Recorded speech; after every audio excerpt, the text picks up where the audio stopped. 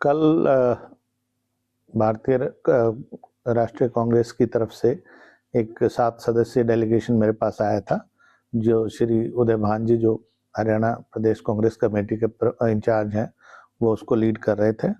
उन्होंने जो ज्ञापन मुझे दिया है, उसमें उन्होंने कहा है कि जी ईवीएम्स के बारे में आए दिन शिकायतें रहती हैं और इसकी जो रिलायबिलिटी है, हैकेबिलिटी है, इसके बारे में डाउट्स रहते हैं, तो इसलिए इससे चुनाव ना करवा के और बैलेट पेपर से चुनाव कराया जाए। इस बारे में उन्होंने ये भी बताया था कि उत्तराखंड राज्य में हाल ही में जो म्युनिसिपल इलेक्शंस हुए हैं वो बैलेट पेपर के मार्फत हुए हैं, तो हरियाणा राज्य जो निर्वाचन आयोग है वो भी उसी प्रकार बैलेट पेपर से चुनाव कराए जाए। उन्होंने खुद अपने ज्ञापन में लिखा है कि जो ईवीएम्स हैं वो इसलिए इंट्रोड्यूस की गई थी कि ये सुपीरियर टेक्नोलॉजी, एडवांस टेक्नोलॉजी है। तो नो डाउट जब कोई एडवांस टेक्नोलॉजी आती है और उसका यूज़ है और उसका वो इम्प्रूवमेंट है पहले के ऊपर, तो उसको अडॉप्ट करना चाहिए। उससे समय की भी बचत होती है और भी सुविधा होती है। उन्होंने कोई ऐसा ठोस प्रमाण नहीं दिया जिससे ये प्रूव हो सके कि भाई ईवीएम्स पे उनमें कोई बाहर से कोई उसमें इंटरफेयर हो सकता है, क्योंकि ना तो ये किसी आउटर नेटवर्क से जुड़ी होती हैं ईवीएम्स। ठीक है, इसको हमने लीगली एग्जामिन कर लिया है और ये इशू निर्वाचन आयोग, जो भारत निर्वाचन आयोग है, वहाँ पर भी ये कई बार उठा है और ये सुप्रीम कोर्ट ऑफ इंडिया में भी ये मसला गया था।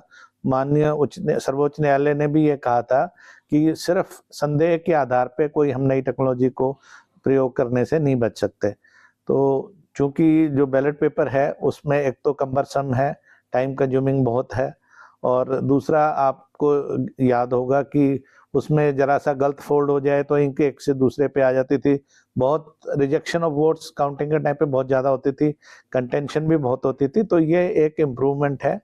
M2 टाइप ईवीएम्स हम प्रयोग में ला रहे हैं और इसकी जो स्टडीनेस, इसकी हैकेबिलिटी वगैरह को लेके स्टडीनेस को लेके कोई संदेह नहीं है।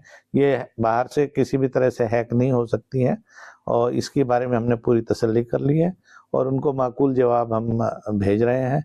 जहाँ तक जो SC/BC की रिजर्वेशन का सवाल है, ये राज्य सरकार के जो अर्बन लोकल बॉडीज डिपार्टमेंट है उनके अधिकार क्षेत्र में आता है, तो इसके बारे में उनको उन्हीं से बात करनी चाहिए।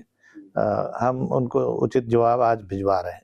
नहीं, क्योंकि हमें ईवीएम्स जो M2 टाइप ईवीएम्स हैं जो हम प्रयोग में लाने जा रहे हैं, जून 2022 में भी जो इलेक्शन हुए थे उसमें भी हमने यही ईवीएम्स यूज़ की थी, जिसमें 18 म्यूनिसिपल काउंसिल्स के और 28 म्यूनिसिपल कमेटीज़ के चुनाव हुए थे और कहीं पे कोई रिपोल नहीं, कहीं पे कोई ईवीएम के बारे में कोई शिकायत नहीं, कहीं कोई इसको लेके कोई आक्षेप नहीं उठाए गए थे, ना कांग्रेस पार्टी की तरफ से ना किसी और की तरफ से, और वो चुनाव ठीक से संपन्न हुआ था।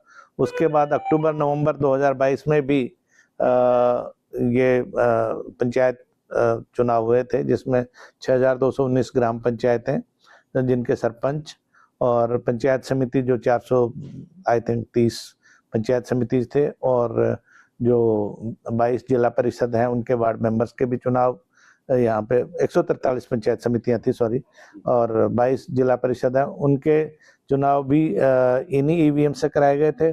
उस समय भी ना तो कांग्रेस पार्टी की तरफ से, ना किसी और राजनीतिक दल से, ना किसी आम जनता के या किसी कंटेस्टिंग कैंडिडेट से कोई इसके बारे में कोई ऑब्जेक्शन आया था और कोई रिपोल नहीं हुआ। चुनाव ठीक ढंग से संपन्न हुए थे और उसी के हिसाब से जो लोग चुने गए हैं वो अपना कार्य कर रहे हैं। तो हमें इसके बारे में कोई शक नहीं है।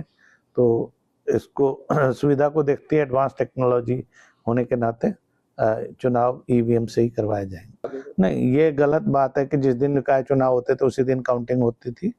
हमेशा ये होता है कि देखिए, कभी भी कहीं पे भी कोई गड़बड़ी अगर हो या कुछ हो तो रिपोल उसके लिए करवाना होता है, उसके लिए प्रावधान करना होता है। अगर नहीं रिपोल होता, अच्छी बात है, कोई गड़बड़ी ना हो, कहीं से कोई इस तरह की रिपोर्ट नहीं आए, लेकिन आयोग को उसकी व्यवस्था करनी पड़ती है पहले से। तो 2 मार्च को जो बाकी सभी म्यूनिसिपल कॉर्पोरेशंस, म्यूनिसिपल काउंसिल्स और कमेटियों के चुनाव होंगे, चूँकि पानीपत नगर निगम की वोटर लिस्ट सूची जो है वो 19 फरवरी को पब्लिश होगी, इसलिए उनका चुनाव 9 मार्च को है। और फिर 11 मार्च को अगर कोई रिपोल पानीपत में होता तो वो कराया जाएगा और 12 को मतों की गिनती होगी। अभी हाल ही में लोकसभा के जो चुनाव हुए थे 7 चरणों में थे, तो ऐसा थोड़ा है कि पहले चरण का चुनाव की गिनती पहले कर दें, उसका प्रभाव फिर बाकी क्षेत्रों पर भी पड़ता है। इसलिए सभी जो मतों की गणना 12 मार्च को होगी और हमने उनको आश्वस्त कराया है, अपने जवाब में भी लिखा है कि जो ईवीएम्स हैं वो प्रॉपरली सील होके पोलिंग स्टेशन से, और जो पोलिंग एजेंट होते हैं कैंडिडेट्स के, कंटेस्टिंग कैंडिडेट्स के, डिफरेंट पॉलिटिकल पार्टीज के, उनकी उपस्थिति में सील होती है। और उनको ये भी कहा जाता है कि वो अपनी वोट संख्या गिन लें कि कितने वोट पड़े हैं, अपने डायरी में नोट कर लें, और जब काउंटिंग होती है तो उस समय भी मिलान कर लें उसका कि जो वोट जितने डले थे उतने ही काउंट हो रहे हैं।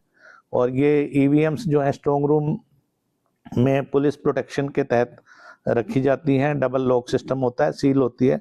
सील भी जो पॉलिटिकल पार्टीज और जो कंटेस्टिंग कैंडिडेट्स हैं उनके सामने लगाई जाती है। वो चाहे तो अपनी भी सील उस पर लगा सकते हैं, और जब काउंटिंग के लिए निकाली जाती है तो उस समय वो देख सकते हैं कि सील्स इंटैक्ट हैं कि नहीं, ईवीएम्स की सील्स इंटैक्ट है कि नहीं।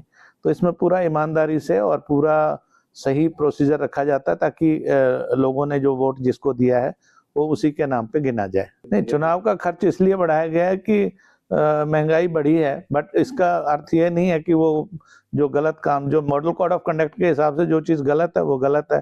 तो अगर उसके लिए पुलिस को, जिला प्रशासन को हिदायतें दी गई हैं, कहीं इस तरह की शिकायत आएगी तो उसको कैश को जब्त किया जाएगा, या शराब कहीं पे होगी गैर कानूनी तरीके से उसको जब्त किया जाएगा और उनके लिए रेलेवेंट एक्ट में उनके खिलाफ पर्चा दर्ज किया जाएगा।